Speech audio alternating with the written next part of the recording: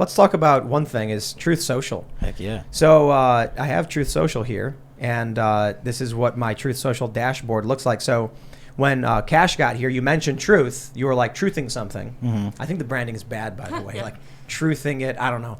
But, I just got to be honest. All right. Hey. I was thinking confirm could be a good one. I'll confirm it. And then how many confirmations did you get? That'd be cool. That's cool. You should have just shouted that out when Trump was on the phone before the show. Yo, Trump, get better branding. I heard a great meme. They were like, Trump should have called it Kafifi. Everyone would have wanted the Kafifi app. Like, I got to get it. It would have been Trump's. Like but so you mentioned, getting Truth Social. And I got to be honest, engagement is nuts. Crazy. People on Truth Social, because I was ragging on it a while ago because it was like locked up and nobody was using it. Trump wasn't even on it. Now it's flowing. I went and looked at it, and all of a sudden I have like all of these. I posted something nonsensical and I get all these crazy comments, and I start looking at other users and seeing this massive engagement that I didn't see before. So before the show, you mentioned, I'm like, I don't have an iPhone, and you were like, just pull it up on the browser, and I was like, you can do that now? Pulled it up on the browser. And there it is. Now I can use it in my browser or whatever. So Truth Social actually has substantial engagement. I mean, you were mentioning you got how many followers? 600,000, and I'm not even 600,000 followers. And it was at the same time Elon Musk was announcing he was going to buy Twitter. Truth Social spikes in the App Store. So I'll tell you this. This seems to be, it's almost like, I don't know, a snowball rolling down a hill. Something that's actually competing with these big tech Silicon Valley platforms. What I find interesting is the timing of Elon Musk wanting to come in and buy Twitter at a time when Truth Social is coming out and basically getting all of these Trump-supporting populist types to join the platform. If there's one thing that could potentially stop that, it's Elon Musk coming in, pulling Twitter back.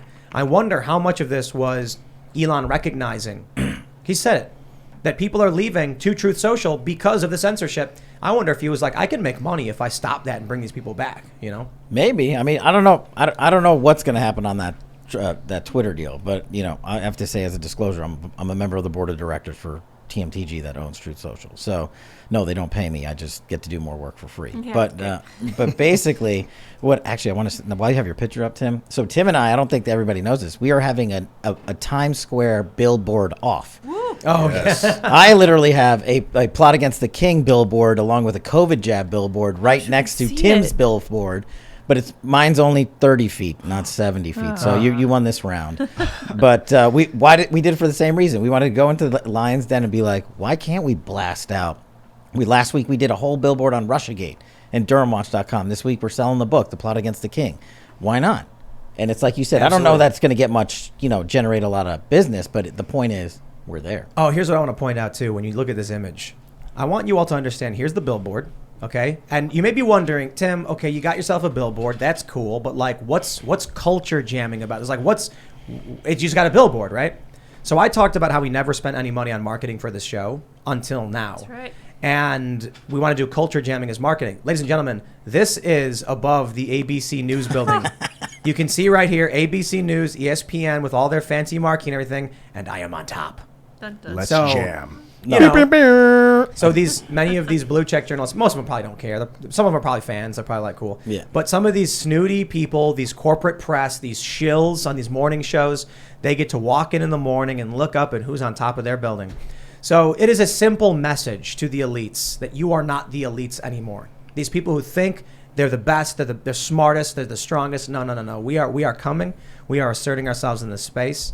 I was excited for this one. I didn't know it was going to go up so early. It was supposed to go up in 4 days, but they put it up early. So it's good, and that's why we also gave a nod to Truth Social on one of these billboards that we're doing last week or the next week.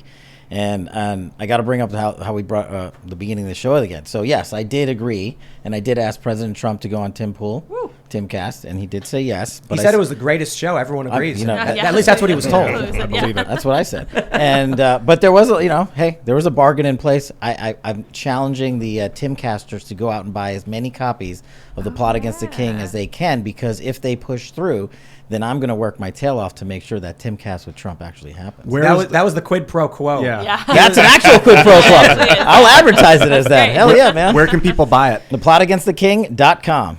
That's There you go. yeah, Nice. very easy. It's idiot-proof. Russiagate for kids. It's Russiagate for kids. How can you not want to read this story? Adults should read this story. It's Yeah. super fun. There's pictures. I can read it. It's Yeah. at my level. I got through the first page already. I liked it. When you were talking to Trump, I could sort of hear some of it, and I'm like, it has to be fake because it was so perfectly Trump.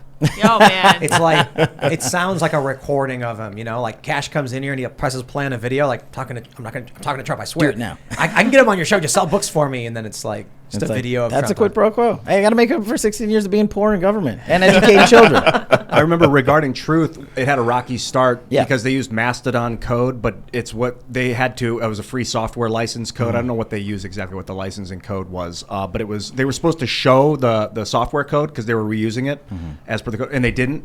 And that really bothered me and set me off. But the upside is it's using Mastodon code, which means we can federate the thing and create interoperability between networks. So like if you're logged into Minds or Truth Social or Twitter, if we can get a hold of Twitter's software licensing codes, you'll be able to message someone on Truth Social from your Twitter account and vice versa and create like a network of networks.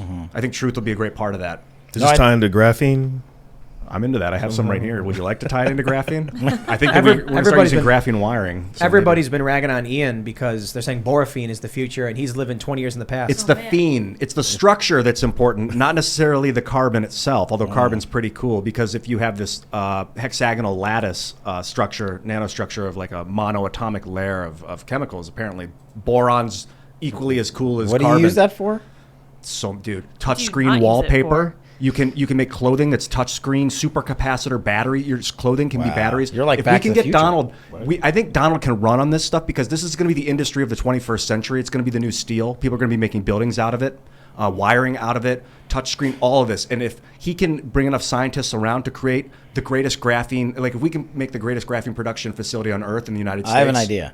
Why don't we get when Donald Trump, Devin Nunes, and myself do a Timcast live from one of his properties? We have it sponsored by graphene, and we put it on Truth Social, and then everybody wins. Yeah. There you go. We'll find a company that makes it. Yeah, we need to start something in the United States that builds it. Check this out. I bought stock in a company that makes graphene because Ian wouldn't shut up about it, and it's like one of my only stocks that's still up despite Nice. like the It's marketing. at 2029. We're going to see peak implementation of this stuff. You're going to start, but the problem is the copper industry. It doesn't want to lose their wiring Big monopoly. copper. So that's going to be a challenge to disrupt the copper industry. But we'll be able to repurpose the copper. I think you can deposit carbon dioxide, I believe, onto copper and create graphene out of it. You can actually pull carbon dioxide out of the air and turn it into graphene. It'd be This funny. guy's like dialed in. He is. Yeah. It'd be really funny. It's like we do a show with Trump, and then Ian starts going off on graphene, and then Trump just gets zoned in, and he's like, "Tell me more." And then just like all of a sudden, Trump's doing pressers, he's speaking, and he's running for office, and he's just all about graphene. The future, the new manufacturing, the new steel. We're going to bring all these jobs. Ian is sitting there, just he retires because he knows he's done everything everything he needs to do. It's nothing we'll left. be able to pull carbon dioxide out of the atmosphere to kind of balance out the carbon emission type thing. But we're going to have to be careful that we don't pull too much out too fast and set up an industry that sucks it all out because we'll begin competing with trees. We are going to name you the ambassador for graphene. Let's How's do that? it, baby. We can help a lot of We're a people. graphene czar, if you prefer. We can build a space elevator. It's better than the disinformation czar. What do you 2020, Just call me Ian. 2024. the votes come in. Ian gets on the phone and says, "I want that position as graphene czar I was promised." Yeah. I just want to go to space. Graphene ballots. Graphene ballots. Dude, we can build With watermarks. Well, so the original Space. idea was like, what I wanted to bring up with Truth Social Yeah, was you could. that it's allowing people to maintain their conversations. Twitter was trying to silence people. YouTube's trying to silence people.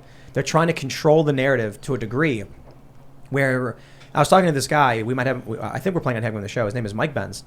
Yeah. And he was explaining how the goal of like national security officers and things like this and big tech is to censor just enough so you can make your opponents politically ineffective, but not silenced, because they know that if you censor people, you get a backlash. So they want just a little bit, just enough to where they get a head start in the race. Truth Social is basically cutting that off. People are able to go back on and follow Trump once again. And people are posting and sharing what he says. And I'm seeing journalists. When Trump re-truthed the words civil war, mainstream press was forced to talk about it. And that puts Truth Social front and center. And the more he does that, the more they're forced to talk about it. And that's why he's never going back to Twitter. I mean, that and the fact that he owns the company. But people keep asking me that, and I'm like, no, he's not going back on any other platform. He doesn't want back on YouTube or Twitter, or I don't even know what the other ones are called. But this is going to be it. It's either, and I think it's going to succeed. And if you look at the bots, we were talking about this, Ian and I, before, right? What Elon has done is basically proven the concept that Devin and I proved on the side of Russiagate. Is Twitter suppressing free speech, and are there bots? The answer to both those questions was affirmative, for sure. Elon has finally put those facts out for the mainstream media and forced them to take them on. Up to 50% bots, that's a lot. And also the freedom of speech suppression. We can't get that kind of campaign out. But he's proven that. And now they have to address it. Now they hate him for it. And now the fact that he said he's voting Republican, I think they're going to come after him pretty hard. But if you can build a company on Truth Social that has 15 million, 20 million people, by the end of the year or something like that, that's a company that's legit half as big as Twitter. How many users, do you know? How many users on Truth Social? I know that I think President Trump has like 4 million. Yeah. Or something like that. So just do some math. Maybe there's 4 to 7 on there right now. I bet everybody's following Trump. Yeah. So he's got 3.1 million followers. Okay. And then Android's But the coming engagement is massive. No, it's massive. Take a look at the New York Times on Twitter. Nobody retweets. Yeah. So I can certainly say, like, I never tweet at the New York Times. There's no conversation there. So when people are like, no one's responding to them, I'm like, yeah, who cares? But nobody's even retweeting their stories. Because I do retweet stories. When I see a big story, I'll be like, oh, Yeah. I basically retweet so that I can come back later and look through the stories that I was seeing. But people don't even do that for the New York Times. I just put out a truth on the car ride over here for my handle at Cash for your. I was saying I was coming on Timcast. Thousands of people in the car ride on the way over were responding to that, like physically writing and responding and retruthing and reposting that I was doing the show, and there was conversations from both sides. Oh, I hate you, Cash. I love Tim. I hate Tim. Actually, Cash sucks. And so that's what you want. That's the whole point. Yeah. And it's human beings engaging on truth, and it's fun. And the funnest part is these things called piñata farms. I don't know if you guys have seen these, but they take real life movies and they stick your heads on them. So there's one of like me and Trump perp walking Hillary Clinton out of a detention center, And it's just built into the platform? Well, this company has just built it into this thing, and now it's all over the place, and it's for anything and everything. It's hilarious. It's like the beginning of deepfakes. People are gonna. But you can tell it's like a joke. Yeah, It's like an now. oversized head on like a smaller body. Okay. Truth Social Like is Jib like, Jib Jab, yeah. yeah. Or the Reface app. Yeah. Kofifi is trending. Of course. I just think truth is the perfect, like, it's so Trumpian, calling it truth. Yeah, truth is subjective. Like what one person believes is true, another person might see differently and think that it's not true, but we're both looking at the same thing. Well, it's kind of an evolution too. We had the fake news, and now we have truth. It's like dark to light. It's the yin and the yang. I loved that how they tried using fake news against Trump, and then Trump turned it around against them. And It was brilliant. You are fake news. Yeah, it was part of the counter intel operation we ran for the last 5 years. I wanted Joe Biden to go and spend $500,000 coming up with Ultra MAGA. Then I was gonna have President Trump release my book on Truth Social, The Plot Against the King, the very next day, and we've had the most successful book launch. I can't believe they did the Ultra MAGA thing. It's just They said that the data shows middle America, like suburban, people don't like MAGA, and so that's why they're going for it. But what they never understood, it just shows they never understood the MAGA people, the Trump supporters, the right. Trump got memed into office. People were posting jokes. They were having a laugh. They're having a good time. The picture, you ever see that picture where Trump is on a tank? It's like a golden tank or something. He's like standing, it's like an eagle flying. It's all funny. It's just like supposed to be crazy. Or Trump's face as Rocky Balboa with like ripped body and everything. And they think it's real.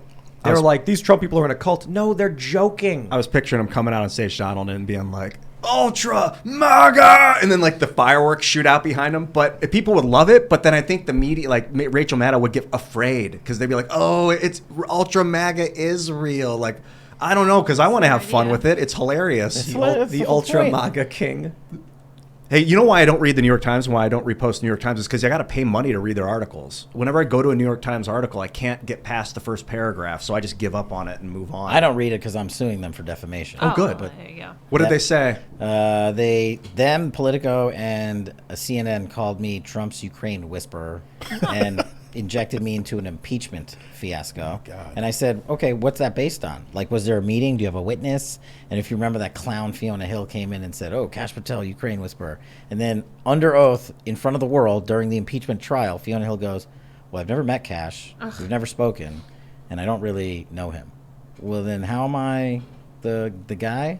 So I'm suing them all. That's what Fight with Cash is all about. Like, that's my attempt to fix the media, is we're raising money. We're actually suing on behalf of other American citizens who've been defamed. We cut the check for their lawyer. Thanks for checking out this segment from the Timcast IRL podcast. But if you want to check out the full show live, tune in Monday through Friday at 8 p.m. And if you want more special access content, head over to timcast.com and become a member. Your membership helps sustain this company, keep our journalists employed, makes this show happen, and you will get access to exclusive members-only segments of the Timcast IRL podcast, and there's a massive library to check out. So again, go to timcast.com or tune in Monday through Friday at 8 p.m., and we'll see you all there.